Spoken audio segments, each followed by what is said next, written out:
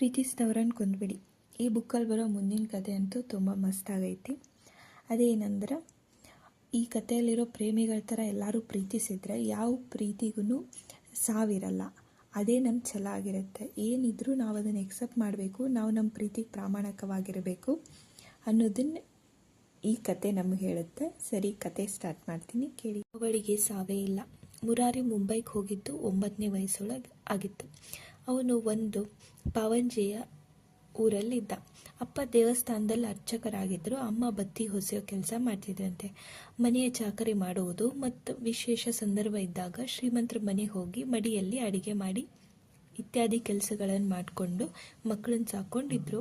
ತುಂಬ ಬಡತನ ಆಗಿದ್ದರಿಂದ ಅವರು ತುಂಬ ಕಷ್ಟಪಟ್ಟು ಕೆಲಸ ಮಾಡಿ ಮಕ್ಕಳನ್ನ ಬೆಳೆಸಬೇಕಾಗಿತ್ತು. ಅದಲ್ಲದೆ ಅವರಿಗೆ 6 ಹೆಣ್ಮಕ್ಳಿದ್ರು. ಮುರಾರಿ ಒಬ್ಬನೇ ಮಗ ಇದ್ದ. ಅವನು 2ನೇದವನಾಗಿದ್ದ. ಹೆಂಗೋ ಕಷ್ಟಪಟ್ಟು ಅಕ್ಕನ ಮದುವೆ ಮಾಡಿದ್ರು.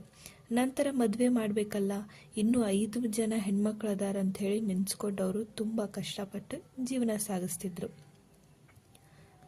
ಚೆನ್ನಾಗಿ ಓದ್ತಿದ್ದ ಮುರಾರಿ PUC ಮುಗಿಸಿದ ಮೇಲೆ ಪಕ್ಕದೂರಲ್ಲಿದ್ದ ಮತ್ತೊಂದು ದೇವಸ್ಥಾನಕ್ಕೆ ಅರ್ಚಕರಾಗಿ ಹೋಗಬೇಕು ಅಂತ ಅಪ್ಪ ಅವನಿಗೆ ತಾಕೀತು ಮಾಡಿದ್ರು. ಯಾಕಂದರೆ ಅವ್ರಿಗೂ ಬೇರೆ ದಾರಿ ಇರಲಿಲ್ಲ. 5 ಜನ ಹೆಣ್ಮಕ್ಳು ಬೇರೆ ಇದ್ದರು. ಅವರಿಗೂ ಮದುವೆ ಮಾಡಬೇಕಿತ್ತು. ಮಗನಿಗೆ ಮುಂದೆ ಓದ್ಸೋಕ್ಕೆ ಶಕ್ತಿ ಇರಲಿಲ್ಲ.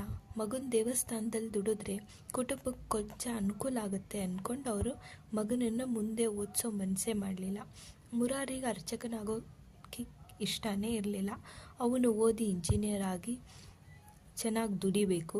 5 ವರ್ಷ ಆಗುತ್ತೆ. ಇಂಜಿನಿಯರ್ ಆಗ್ತಿದ್ದಂಗೆ ತಂಗಿದಿರು ಮದುವೆ ಮಾಡಬೇಕು ಅಂತ ಅಂದ್ಕೊಂಡ. ಅವನು ಎಷ್ಟೇ ಕೇಳ್ಕೊಂಡ್ರು ಅವ್ರ ಅಪ್ಪ ಒಪ್ಪಲೇ ಇಲ್ಲ. ಆಗಿನ ಕಾಲದಕ್ಕೆ ಇಂಜಿನಿಯರ್ ಆಗೋಕ್ಕೆ 4-6 ಲಕ್ಷ ರೂಪಾಯಿ ಬೇಕಿತ್ತು. ಆದರೆ 5 ವರ್ಷ ದೇವಸ್ಥಾನದಲ್ಲಿ ದುಡಿದ್ರೆ 1-2 ಲಕ್ಷ ಸಂಪಾದನೆ ಮಾಡ್ಬೋದಾಗಿತ್ತು. ಮುರಾರಿ ಕೊನೆಗೂ ಅಪ್ಪನ ಮಾತಿಗೆ ಕಟ್ಬಿಟ್ಟು ದೇವಸ್ಥಾನದ ಅರ್ಚಕನಾದ.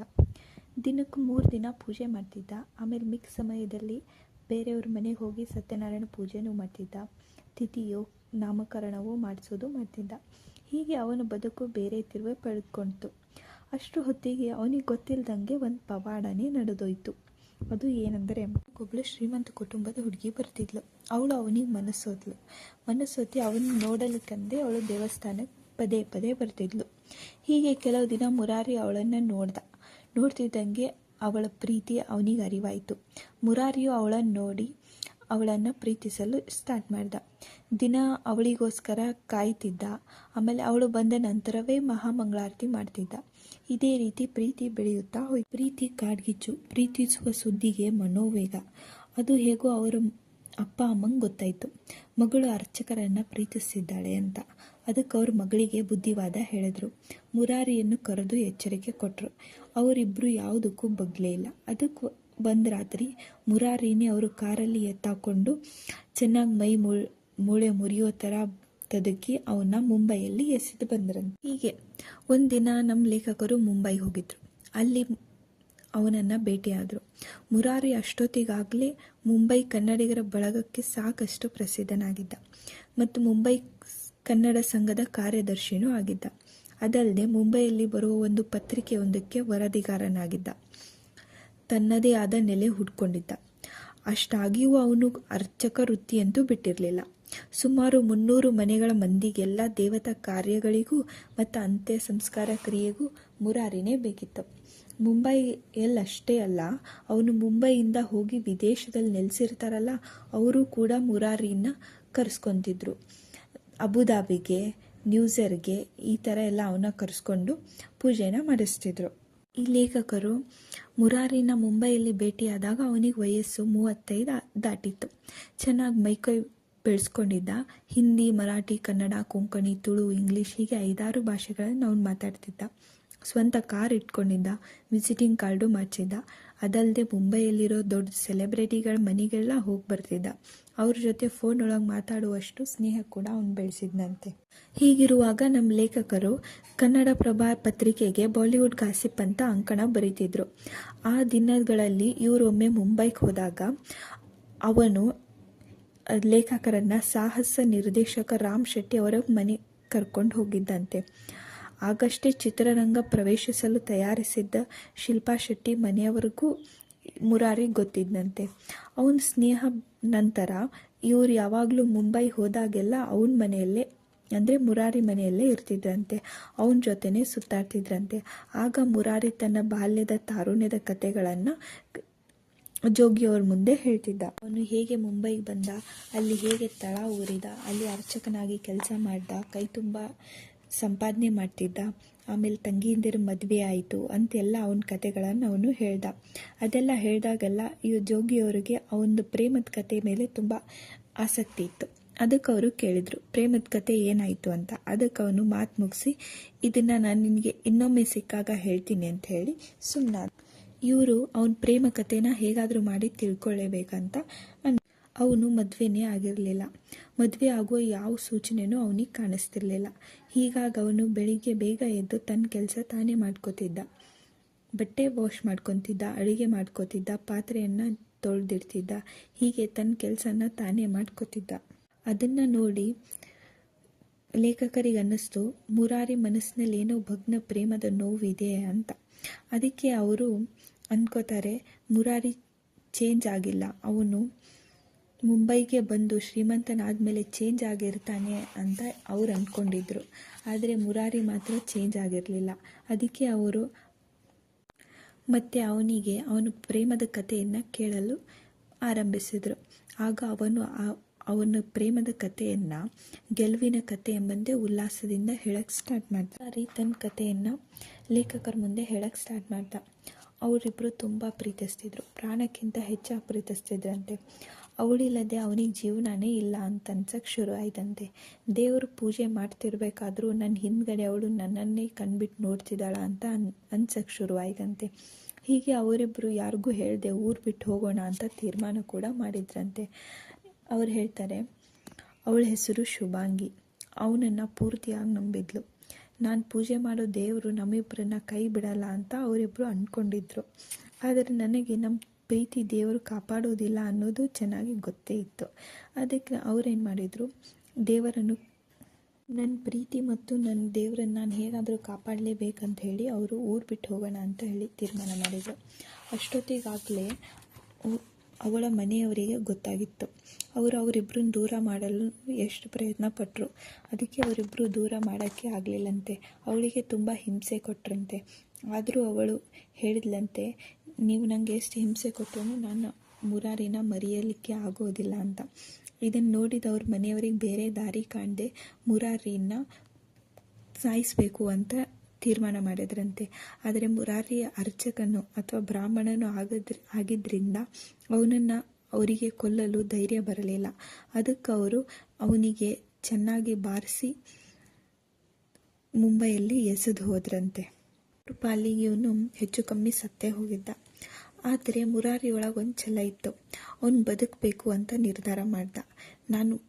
ತಾನು ಬದುಕಿದರೆ ತಾನು ಮಾತ್ರ ಅಲ್ಲ, ತನ್ನ ಪ್ರೀತಿ ಮತ್ತು ದೇವರು ಕೂಡ ಬದುಕ್ತಾರೆ ಅಂತ ಅವನು ಗಟ್ಟಿಯಾಗಿ ನಂಬಿದ್ದ. ನಿಧಾನವಾಗಿ ಕೆಲಸ ಹುಡುಕಕ್ಕೆ ಸ್ಟಾರ್ಟ್ ಮಾಡ್ದ. ಭಿಕ್ಷೆ ಬೇಡ್ದ, ಬ್ರಾಹ್ಮಣನಾಗಿ ಕೆಲಸ ಮಾಡ್ದ. ಹೀಗೆ ಕ್ರಮೇಣ ತನ್ನ ಶ್ರದ್ಧೆ, ಶ್ರಮ, ಪ್ರಾಮಾಣಿಕತೆ ಎಲ್ಲನೂ ನೋಡಿ ಒಂದು ಮಟ್ಟಿಗೆ ಅವನು ಬೆಳೆದ ಅಂತ. ಹೀಗೆ ನಡೆದಿದ್ದೆಲ್ಲ ಅವನು ಲೇಖಕರ ಹತ್ರ ಹೇಳ್ದ. ಅದಕ್ಕೆ ಲೇಖಕರು ಹೇಳಿದ್ರು, ನಾನು ಕೇಳಿರೋ ಕತೆ ಇದಲ್ಲ, ಈ ಥರದ ಅನೇಕ ಯಶಸ್ಸಿನ ಕಥೆನ ನಾನು ಕೇಳಿದ್ದೀನಿ, ನನಗೆ ಈ ಕತೆ ಬೇಡ, ನಿನ್ನ ಪ್ರೇಮದ ಕತೆ ಏನಾಯಿತು ಅಂತ ಹೇಳು ಅಂತ ಅವರು ಸ್ವಲ್ಪ ಒತ್ತಾಯ ಮಾಡಿದ್ರು. ಅದಕ್ಕೆ ಅವನು ಹೇಳ್ದ, ನನ್ನ ಪ್ರೇಮವೂ ಸತ್ತಿಲ್ಲ ಅಂತ ಮುರಾರಿ ದೃಢವಾಗಿ ಹೇಳ್ದ. ನನಗೆ ನನ್ನ ಪ್ರೇಮವು ಸಾಯಲಿಲ್ಲ ಅಂತ ಅವನು ದೃಢವಾಗಿ ಹೇಳ್ದ. ಅದಕ್ಕೆ ಲೇಖಕರಿಗೇನೂ ಅರ್ಥ ಆಗುತ್ತಿಲ್ಲ ಅನ್ನೋ ಥರ ಅವನನ್ನು ನೋಡಿದ್ರು. ನಾನು ಪ್ರೀತಿಸಿದ ಶುಭಾಂಗಿ ನನ್ನ ಜೊತೆನೇ ಇದ್ದಾಳೆ ಅಂತ ಮುರಾರಿ ಹೇಳ್ದ. ನಾನು ಇಷ್ಟೆಲ್ಲ ಸಾಧಿಸಿದ್ದು ಅವಳಿಂದಾನೇ, ಪ್ರೀತಿಯಿಂದಾನೇ. ಅವಳನ್ನು ಪ್ರೀತಿಸದೆ ಹೋಗಿದ್ರೆ ನಾನು ಬದುಕ್ತಿರ್ಲಿಲ್ಲ ಅಂತ ಹೇಳ್ದ.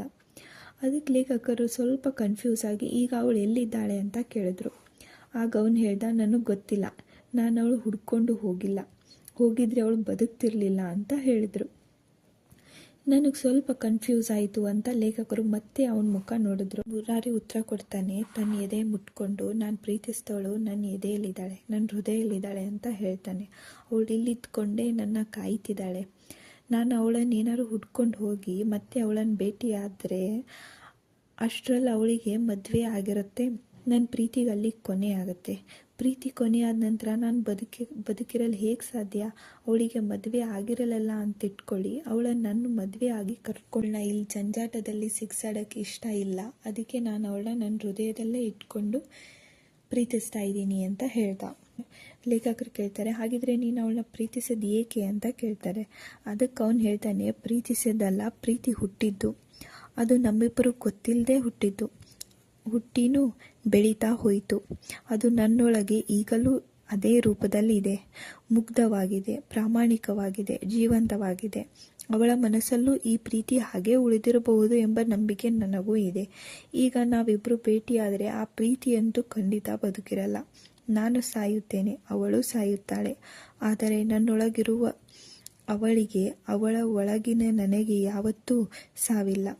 ನಮ್ಮಿಬ್ಬರು ಫಲಿಸದ ಪ್ರೀತಿಯಲ್ಲಿ ಅಮರರಾಗಿದ್ದೇವೆ ಅಂತ ಹೇಳ್ತಾನೆ. ಅವನ ಕತೆ ಕೇಳಿ ಲೇಖಕರಿಗೆ ಅನ್ನಿಸ್ತಂತೆ, ನಾವು ಪ್ರೀತಿಸಿದವರನ್ನು ಹಿಂಗೂ ನಾವು ಬದುಕಿಸ್ಕೊಳ್ಬಹುದು, ಅವರಿಗೆ ಮುಪ್ಪು ಮರಣಗಳೇ ಬರದಂತೆ ಕಾಪಾಡ್ಬೋದು ಅನ್ನೋದನ್ನು ಮುರಾರಿನ ನೋಡಿ ಲೇಖಕರು ಕಲಿತರಂತೆ. ಆದರೂ ಇವರಿಗೆ ಅವನ ಮಾತನ್ನು ಕೇಳಿ ಇದೆಲ್ಲ ಭ್ರಮೆಯ ಬದುಕು ಅಂತ ಅನ್ನಿಸ್ತಂತೆ ಒಂದು ಕ್ಷಣ. ಆಮೇಲೆ ನಿಧಾನವಾಗಿ ಕ್ರಮೇಣವಾಗಿ ಅವ್ರು ಯೋಚನೆ ಮಾಡಿದರೆ ಅವನ ಮಾತಿನಲ್ಲಿ ಸತ್ಯ ಇದೆ ಅಂತ ಕೂಡ ಅನ್ನಿಸ್ತಂತೆ.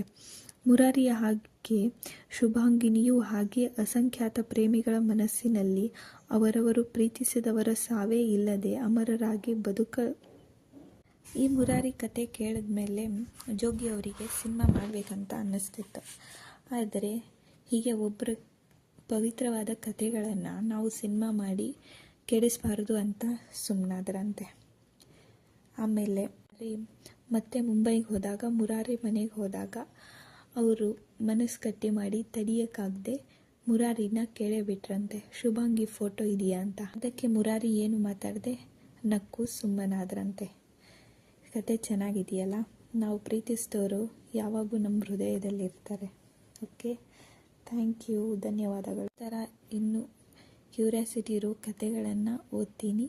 ಸಬ್ಸ್ಕ್ರೈಬ್ ಮಾಡಿ, ಫಾಲೋ ಮಾಡಿ.